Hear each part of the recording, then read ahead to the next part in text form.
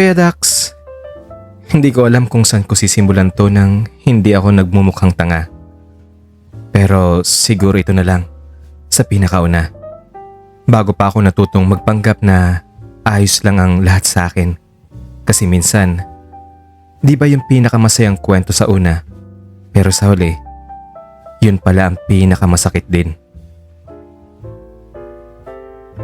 Ako nga pala si Royce, 26 years old, working sa events and tech gigs. Yung tipo ng trabaho na laging may deadline.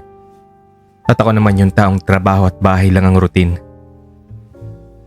Aminado akong ako yung klase ng taong ang utak ko parang hindi marunong magpahinga. Kung minsan nga ay natatawa ako kasi ang hard ko sa harap ng tao, pero pagdating naman sa feelings ko, duwag ako. At ang taong makakasama ko sa kwentong ito ay itago na lang natin sa pangalang Aris dahil iyon ang zodiac sign niya. Kawork ko dati sa isang production team. Matangkad siya, moreno na may warm na aura. Tapos may mga mata na parang nangungusap pag titingnan mo. Yung boses niya may authority. Yung tipong kaya niyang patahimikin ang buong kwarto once na magsimula na siya magsalita. Simple siya manamit, pero ang lakas talaga ng dating niya. Nung una akala ko normal lang ang lahat. Yung tipong simpleng paghanga lang yung masasabi kong crush ko lang talaga siya. Yung tipong, uy, ayos to ah. Tapos lilipas din ang araw na ganun lang. Pero habang tumatagal, napapansin ko, iba yung nagiging epekto niya sa akin. Kapag dumadaan siya sa likuran ko habang nagsiset up kami, may parts sa akin na biglang nagigising. Parang may malit na fireworks sa dibdib ko na biglang nagsisiputukan. Alam ko Kuya Dax, ang corny pakinggan. Oo, pero siguro ganun talaga pag unti-unti nang may nabubuo na emosyon sa loob mo. At ang mas nakakainis, hindi ko alam kung bakit siya pa. Kasi hindi naman ako naghahanap. Hindi naman ako nagdarasal ng, Lord, pahingi namang love life dyan. Pero dumating siya at biglaan na lang yon. Sinulat ko to kasi hanggang ngayon Kuya Dax, dala ko pa rin yung mga gabing gusto ko sanang burahin yon. Pero pag sinusubukan kong kalimutan, mas lalo ko siyang naaalala. Isang araw na sobrang init ng panahon nun. Yung pawis ko parang may sariling isip na kusa na lang papatak. Nasa venue kami, set up para sa isang corporate event. Madaming tao, madaming demands, madaming sablay pero syempre, normal lang yun sa isang production team. Tapos habang nag-aayos kami ng cables, napansin ko na may isang tao na ang bilis na tapos ng mga task niya. Si Aris yun. Hindi ko alam kung bakit ako napatitig sa kanya. Siguro ay dahil nakakaaliw panoorin yung taong hindi nagpapaka-stress sa trabaho kahit ang daming demands ng client namin. At habang pinapanood ko siya, may narealize ako. Ang gaan sa pakiramdam ng mga taong ganon. Yung hindi na dumadagdag sa stress ng trabaho. Bagkus ay siya pa ang gumagawa ng paraan para mapabilis ang trabaho namin. Pagkatapos ay bigla siyang lumingon sa kinaroroonan ko. Pero sa hindi maipaliwanag na pagkakataon, nakatulala lang ako sa kanya. As in literal na nakatitig lang ako sa kanya. Sa isip ko, hala, nahuli niya ako nakatitig sa kanya.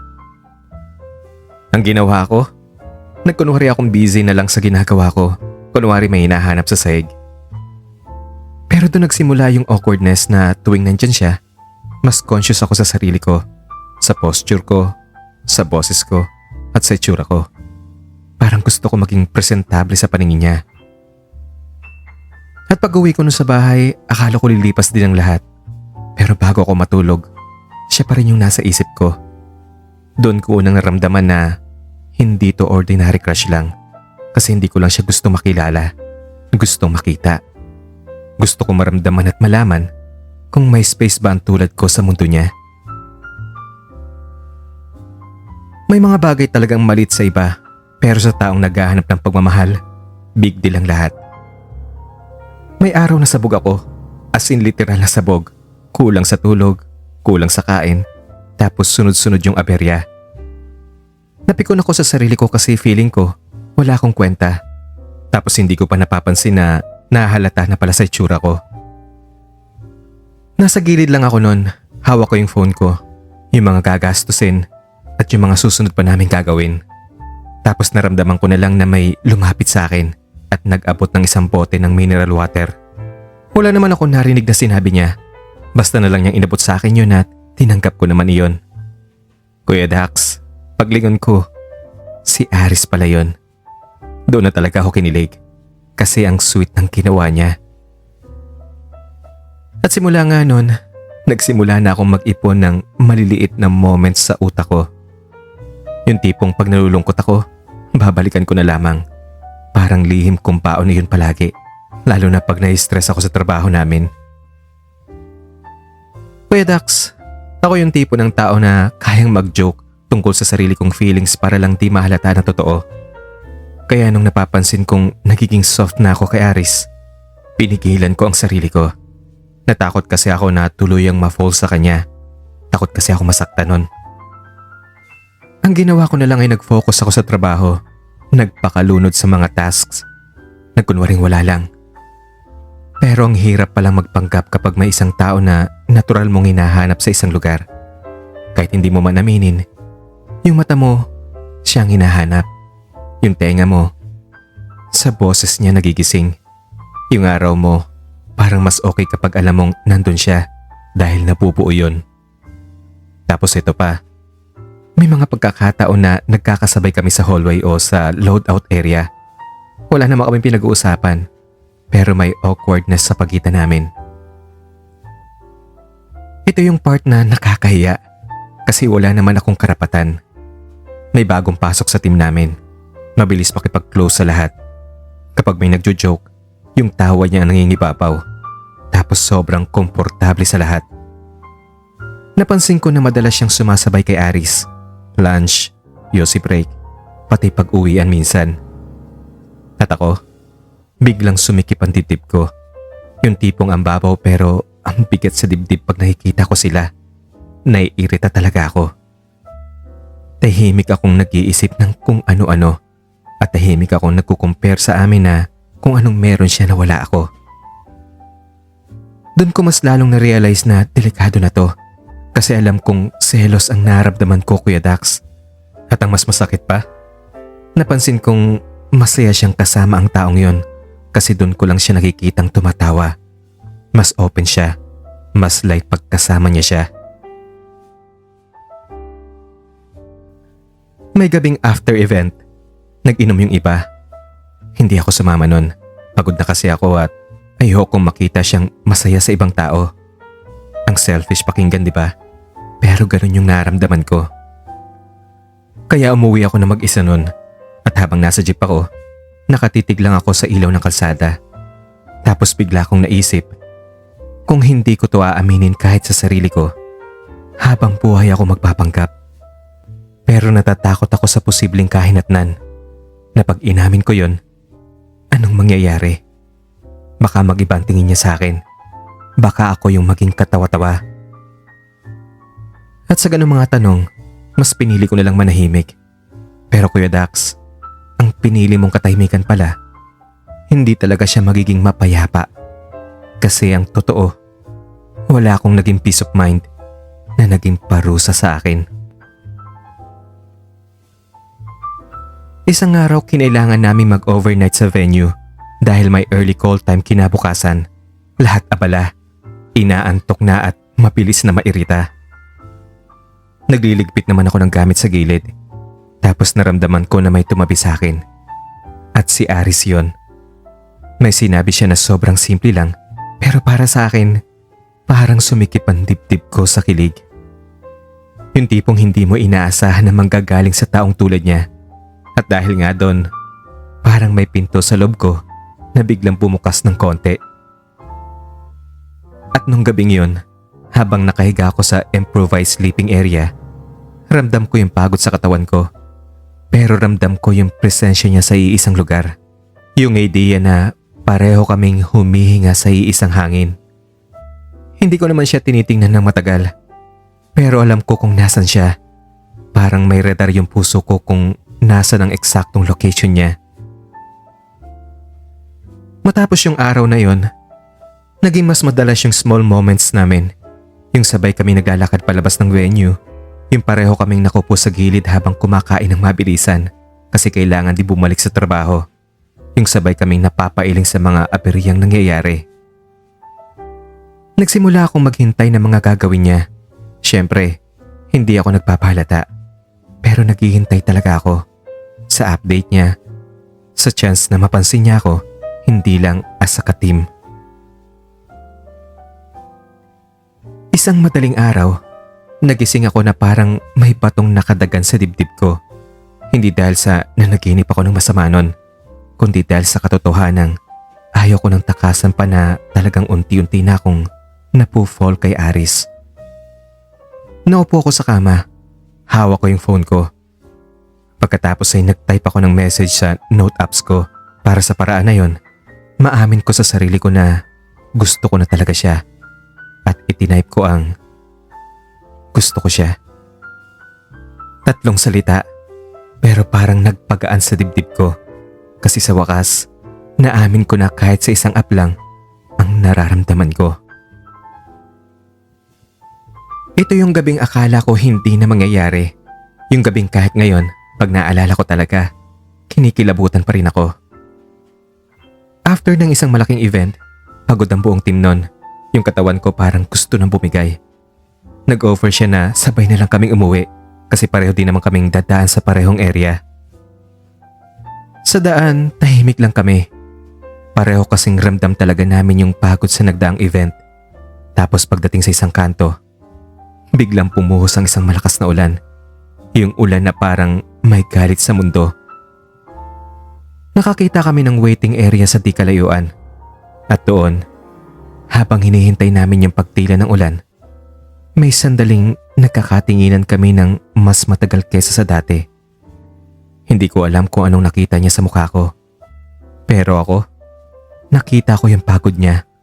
Yung parang may gusto siyang sabihin na matagal niya nang itinatago.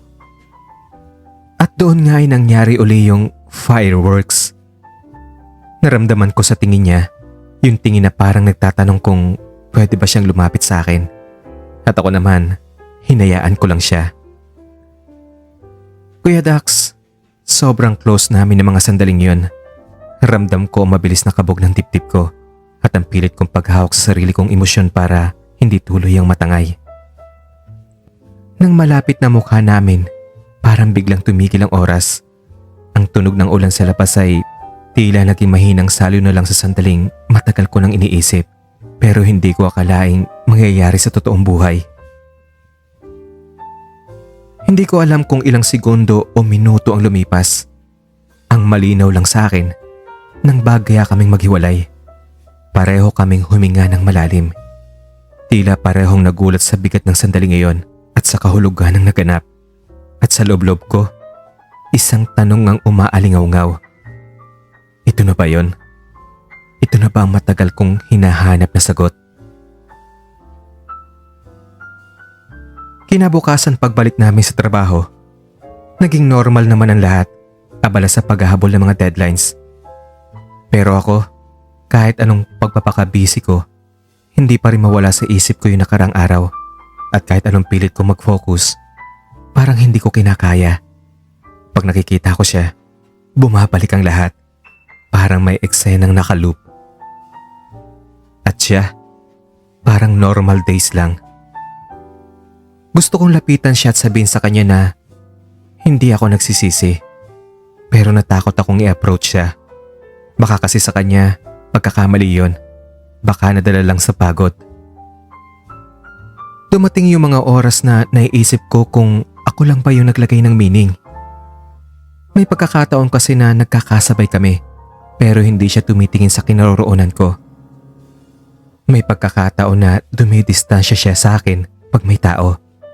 May pagkakataon na parang pinipili niyang maging professional na parang gusto niyang burahin yung moment na yon. At doon ako unti-unting nawawala ng pag-asa kasi mas masakit pa pala sa rejection yung uncertainty. Yung hindi mo alam kung saan ka lulugar. Yung hindi mo alam kung nagsisisi ba siya. Sa mga ganong pagkakataon ng pag-iwas niya sa akin Ang ginagawa ko na lang ay pupunta ako sa banyo at doon ko lahat inilalabas ang lahat ng sama ng loob ko. Iniiyak ko na lang. Isang araw nagkasabay uli kami sa paglalakad. Wala masyadong tao sa paligid. Sa mga ganong pagkakataon lang siya naglalakas ng loob na lumapit sa akin, nakikipag-usap at ipinaparamdam sa akin na nandun pa rin siya. Kahit sa harap ng mga kasama namin sa trabaho, dumidistansya siya. Hindi kami naging official, Kuya Dax. Pero may mga gesture siya na hindi pangkaraniwan sa magkatrabaho lang. Yung pag-upo na magkatabi sa gilid na parang normal lang na magkatrabaho, pero yung tuhod namin ay magkadikit. Yung pag-aabot ng gamit niya sa akin kasabay ng pagdampi ng kamay. Yung mabilis na tingin na parang may sinasabi ng palihim. At habang tumatagal, mas lumalalim yung attachment ko sa kanya. Pero kasabay nun, mas lumalaki yung takot kasi lihim ang lahat ng mga ginagawa niyang yon at kung anumang meron kaming dalawa. Yung lihim na hindi mo pwedeng ipagsigawan. Lihim na pag nalaman ng iba, pwedeng maging malaking issue at gawing chismis ng mga taong nakapaligid sa amin. Kung ako naman ang tatanungin, hindi ako natatakot na machismis. Takot ako na mawala siya. Pero siya ba? Yun ang malaking tanong sa isipan ko. May mga gabing pareho kaming pagod. Yung tipong ubos na ang lakas mo sa trabaho at gusto mo na lang mapunta sa isang lugar na walang nakakakilala sa iyo. Sa mga gabing yon, nakikita kami sa isang lugar na sinisigurado naming tahimik at malayo sa kahit sinong pwedeng makakilala sa amin. Tahimik ang paligid at doon lang siya nagiging malambing sa akin dahil doon lang kami pwedeng maging totoo. Sa gitna ng pagod sa trabaho at pagkakaila sa labas, doon namin na ilalabas sa mga damdaming matagal naming pinipigil. Nagsisimula palagi sa simpleng closeness. Parang lahat ng pagod sa maghapon, unti-unting nawawala habang mas nagiging malinaw ang presensya ng isa't isa. Habang tumatagal ang sandali, mas nagiging malalim ang koneksyon. Hindi na mahalaga ang oras, hindi na rin mahalaga ang mundo sa labas. May kaba, may kunting takot, pero mas nangingibabaw ang tiwala, yung pakiramdam na ligtas ka kahit hindi mo alam kung saan kayo hahantong. Kuya Dax, pinili kong magtiwala at sumabay sa agos ng sandali kahit may halong pangamba iyon. Hindi naging madali sa simula, may kunting kirot, may pag-aalinlangan. Pero unti-unti, napapalitan iyon ng pangunawa. Parang may mga sugat sa loob ko na unti-unting gumagaling dahil kasama ko siya. Hanggang sa pareho na kaming makaramdam ng antok. Pagod ang katawan namin pero magaan ang dibdib ng isa't isa. Isang sandaling katahimikan. Malayo sa mga taong pag nalaman kung anong meron kami, maaari kaming mahusgahan. Hindi namin kailangan magpaliwanag sa kanila. Sapat nang sabihin na may mga bagay na mas nararamdaman ng saya kapag kaming dalawa lang ang magkasama. Pagkatapos ay nahiga siya sa tabi ko. Ilang sandali rin niya ako niyakap. Isang yakap na walang hinihingi, walang pangako, pero may takot na baka hanggang doon na lang kami. Maya-maya napapikit na siya. Hindi ko alam kung tulog na pa o ipinapahinga niya lang ang mga mata niya. Pero hinayaan ko na lang siya. At doon ako napaisip, Kuya Dax. Kaya ko palang magmahal ng ganito. At doon din pumasok ang takot ko dahil hindi ko alam kung saan ako dadalhin ang damdamin ko.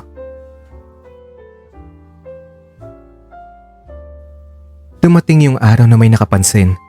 Ramdam ko na may meaning yung mga tingin nila sa akin. Yung biglang tatahimik pag dumataan ako. Yung mga biro na sinasabing masyado na kami nagiging close ni Aris.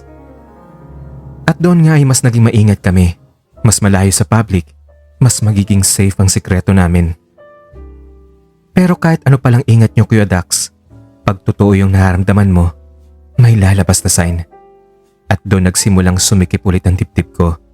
Kasi na-realize ko, kung tatagal kami sa ganong setup, kailangan naming harapin kung kaya ba naming mabuhay sa isang lihim habang buhay. Isang balitang dumating na parang pinuhusan ako ng malamig na tubig. Malilipat siya ng ibang team, ibang project at ibang schedule. Hindi ko alam kung dapat ba akong masaya para sa kanya o malungkot para sa sarili ko. Kasi trabaho yon, opportunity. Pero para sa akin, parang unti-unti ng pagpapaalam yon. At nung nalaman ko, hindi na ako nakapagsalita. Parang may humigpit sa lalamunan ko. Kasi ngayon, hindi ko na siya makikita palagi. Wala na yung baka pwede kami hanggang sa uli. May iwan na lang ay yung takot na ito na yung maaaring mawala na siya sa akin. Nagkita kami sa lugar kung saan yung unang moment namin nung umuulan. Sa waiting area sa isang shade. Hindi sinasadya yon. Pero parang tadhana na gustong ipaalala kung saan nagsimula ang lahat. Tahimik yung paligid ng mga oras na yon at kami lang ang taong nandun. Hindi ko siya sinisi at lalong hindi ko rin siya pinigilan. Pero ramdam ko yung sakit na parang may unti-unting pumuputok sa dibdib ko. Pag-uwi ko sa bahay, katahimikan ng kwarto ko ang bumungad sa akin. Pero ngayon, kakaibang katahimikan siya na nakasanayan ko nung wala pa si Ari sa buhay ko. Tumingin ako sa kisame, tapos napaisip ako. Kung hindi siya dumating sa akin, dumating sa buhay ko, baka simple lang ang buhay ko ngayon. Walang gulo, walang iniisip. Pero kung hindi siya dumating, baka hindi ko rin makikilala yung parte ng sarili ko na marunong magmahal ng totoo. At doon na ako napaiyak dahil sa wakas, tinanggap ko ng sakit na ang pag-iwan ay bahagi rin ng buhay ng isang tulad ko. Akala ko nung una, mawawala ang lahat ng sakit pag lumayo siya. Pero hindi pala ganon. May mga araw na okay ako. May mga araw na busy ako. Pero may mga gabi pa rin na bigla ko siyang naalala sa paraan na nagpapasalamat naman ako na minsan naging totoo ako sa sarili ko. Kuya Dax, kung umabot ka dito, maraming salamat. Alam kong marami ka nang narinig na kwento na tulad ng sa akin. Pero ito yung kwento ko. Yung kwentong matagal ko nang itinatago kasi natatakot akong aminin kahit sa sarili ko. Hindi ko alam kung tama ba tong naramdaman ko na hanggang ngayon may panghihinayang pa rin. Wala kaming naging maayos na usapan kung anong meron kami. Hindi ko alam kung dapat ba akong magsisi o dapat ba akong mas naging matapang. Ang alam ko lang, minsan may taong darating na hindi mo inaasahan. Tapos bigla kang magiging totoo sa sarili mo sa mga nararamdaman mo. Kahit ang resulta pa nun ay masakit dahil iniwan ka ng taong minahal mo. Hanggang dito na lang po ang sulat ko, Kuya Dax. At more power po sa channel ninyo. Ako si Royce. At ito, ang true confession ko.